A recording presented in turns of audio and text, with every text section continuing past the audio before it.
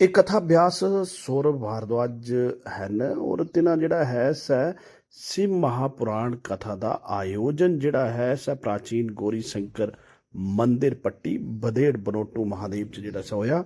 ਇਥੋਂ ਜਿਹੜਾ ਹੈ ਸੈ ਇਸ ਦਾ ਸਮਾਪਨ ਹੋਈ ਆ ਔਰ ਸਮਾਪਨ ਤੇ ਬਾਅਦ ਹਵਨ ਵੀ ਜਿਹੜਾ ਸਾ ਹੋਇਆ। ਤਾਂ ਇਹ ਕਥਾ ਜਿਹੜੀ ਹੈ ਸੈ ਇਥੋਂ ਕਾਫੀ ਸਰਾउंडिंग ਦੇ ਕਾਫੀ ਲੋਕ ਆਏ ਕਿ ਜਿਹੜੇ ਸੈ इस कथा का भरपूर लाभ उठाया। सिव महापुराण कथा एक कथा जी इसका समापन विराम होया और हवन वगैरह भी जड़ा सा किया गया। तो बहुत प्रसिद्ध मंदिर है बनोटू महादेव, बड़े श्रद्धा लोग।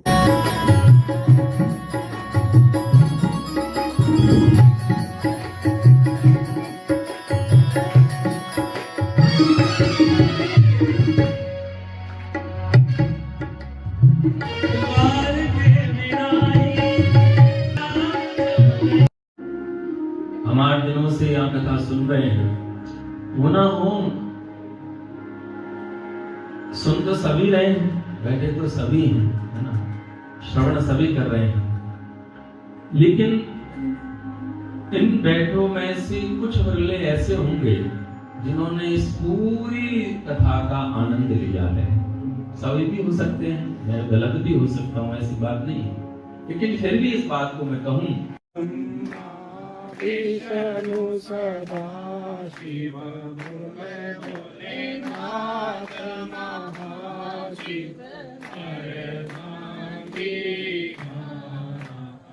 ओम हर हर हर हर महादेव।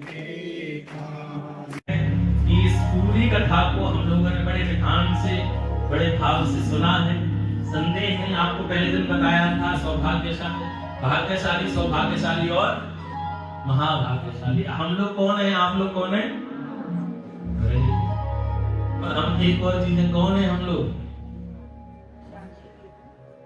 हाँ, ब्रांडेड लोग हैं। हमारे पर महादेव को ब्रांड लगा हुआ है, हम शिव के भक्त हैं, ब्रांडेड लोग हैं। कोई छोटे मोटे आदमी थोड़ी हम लोग, ब्रांडेड लोग हैं। करते रहते हैं, उनको मिलता नहीं, केवल कल्पना मात्र करते रहते हैं। जैसे कि हम लोग कल्पना करें कि हम चांद पे पहुंच जाएं, हम घूम रहे हैं, टहल रहे हैं, हमारा फ्लैट वहां बन गया, ये कल्पना सच्ची हो सकती है? नहीं हो सकती। ऐसे ही देवताओं की कल्पना, संग श्रवण करें, भगवान का भजन करें, कोई मौका हमें ऐसा मौका मिलता, वो हर समय तरसते रहते हैं, हर समय ललायत रहते हैं। दो कारण हैं इसके। भगवान का प्रत्यक्ष दर्शन होना हमारे नेत्रों के लिए सुखदायी है। भगवान का प्रत्यक्ष दर्शन होना हमारे नेत्रों को सुख दे। यद्यपि विचार करें कि भगवान का जो सत्संग है, भगवान का जो नाम है, भले ही श्री देवादिदेव महादेव और ये भजन और ये जो नाम है, ये हमें आंतरिक सुख देने वाला है। बाह्य सुख तो हम कहीं भी दर्शन करते जय हो महादेव, कृपा हो या आपके दर्शन हो, लेकिन सदाशिव उनके समक्ष बैठ करके हम लोगों ने इस कथा को श्रवण किया है। हम लोगों ने राम दिवस है,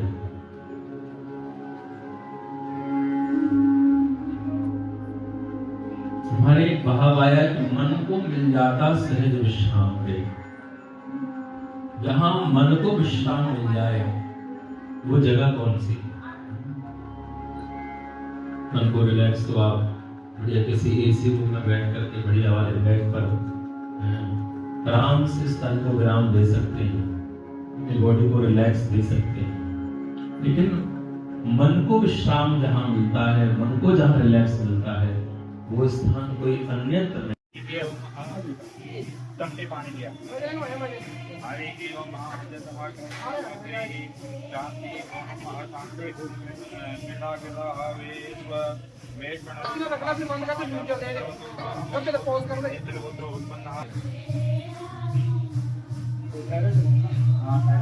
हरे ओम श्री ब्रह्माये नमो नमः। हरे ओम। गरम करना है, इतना भाव में अल्लाह की बहुत ज्यादा गहरी सोच में चली गई। थोड़ा गहरी सोच में गई तो जो सखियां जो खड़ी थी आसपास में, जया और विजया, वो बोली कि क्या हुआ, क्या सोच रही हैं आप?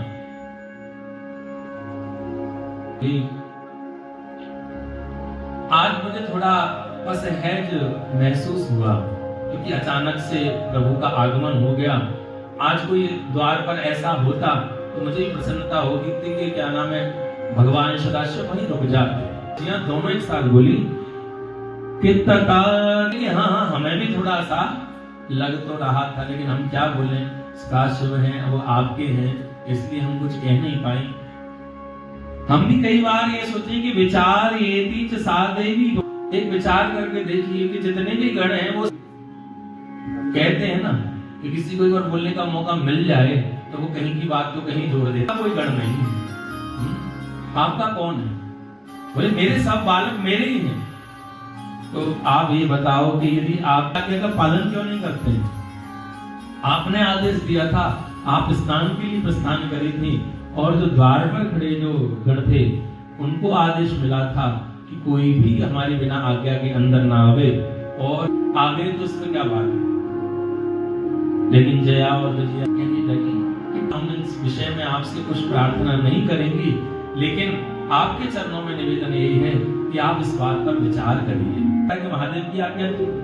बस यहीं से वो चीज पनप गई माता के हृदय में। माता ने सोचा बात तो सही है, मेरा भी कोई एक गण होना चाहिए। तारने का समय आ गया, लगा लिया था। वो तारने का जब समय आया तो वो चिंतन कर रही है माता। कल्पना किसकी है? एक पुत्र की कल्पना है कि मेरा भी एक पुत्र होता, मेरा भी एक बालक होता, मेरा भी एक गण होता जो मेरी ही आज्ञा का पालन करता। मतलब संभव मैल उतर रहा है, उतरता गया, और जैसे ही वो मैल उतरा और सखियों के द्वारा इकट्ठा किया गया, और जैसे ही वो सखियों के द्वारा इकट्ठा गया, और उसी समय पार्वती जी ने स्पर्श किया उसका, और स्पर्श करते ही किस भावना से? एक गण के बालक की भावना से वही शरीर से उतरा हुआ माता पार्वती जी का जो मैल है वही गणेश के रूप में परिणित हुआ।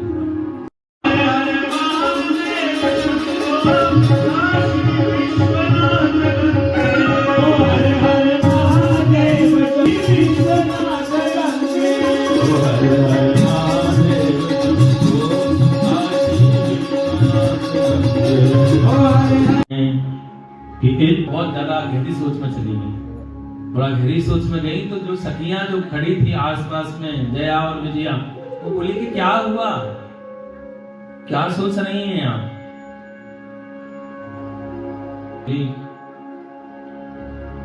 आज मुझे थोड़ा असहज महसूस हुआ क्योंकि अचानक से प्रभु का आगमन हो गया। आज कोई द्वार पर ऐसा होता तो मुझे प्रसन्नता होगी थी कि क्या नाम है, भगवान सदाशिव वहीं रुक जाते। जी हाँ, दोनों एक साथ बोली कि हाँ, हमें भी थोड़ा सा लग तो रहा था, लेकिन हम क्या बोले, सदाशिव हैं, वो आपके हैं, इसलिए हम कुछ कह नहीं पाए। हम भी कई बार ये सोचे कि विचार ये तीच सादेवी, एक विचार करके देखिए कि जितने भी गण हैं वो कहते हैं ना कि किसी को एक बार बोलने का मौका मिल जाए तो वो कहीं की बात को कहीं जोड़ देता। कोई गण नहीं। आपका कौन है? बोले मेरे सब बालक मेरे ही हैं। तो आप ये बताओ कि यदि आप आज्ञा का पालन क्यों नहीं करते हैं? आपने आदेश दिया था, आप स्नान के लिए प्रस्थान करी थी, और जो द्वार पर खड़े जो गण थे उनको आदेश मिला था कि कोई भी हमारे बिना आज्ञा के अंदर ना आवे, और आगे तो उसमें क्या बात है। लेकिन जया और विजया कहने लगी कि हम इस विषय में आपसे कुछ प्रार्थना नहीं करेंगी, लेकिन आपके चरणों में निवेदन यही है कि आप इस बात पर विचार करिए ताकि महादेव की आज्ञा थी। बस यहीं से वो चीज पनप गई माता के हृदय में। माता ने सोचा बात तो सही है, मेरा भी कोई एक गण होना चाहिए। तारने का समय आ गया, लगा लिया था। वो तारने का जब समय आया तो वो चिंतन कर रही है माता। कल्पना किसकी है? एक पुत्र की कल्पना है कि मेरा भी एक पुत्र होता, मेरा भी एक बालक होता, मेरा भी एक गण होता जो मेरी ही आज्ञा का पालन करता। मतलब संभव मैल उतर रहा है, उतरता गया, और जैसे ही वो मैल उतरा और सखियों के द्वारा इकट्ठा किया गया, और जैसे ही वो सखियों के द्वारा इकट्ठा गया, और उसी समय पार्वती जी ने स्पर्श किया उसका, और स्पर्श करते ही किस भावना से? एक गण के बालक की भावना से वही शरीर से उतरा हुआ माता पार्वती जी का जो मैल है वही गणेश के रूप में परिणित हुआ।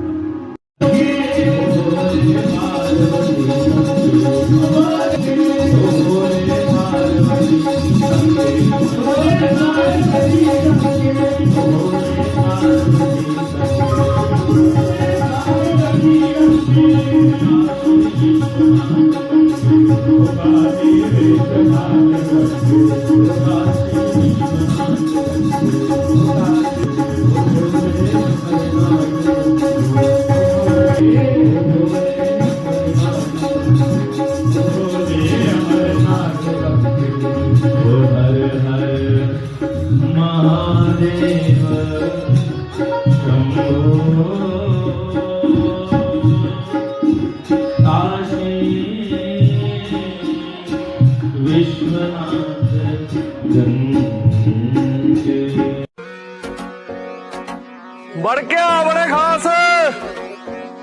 ओ भाई जी अपने खास अपने खास।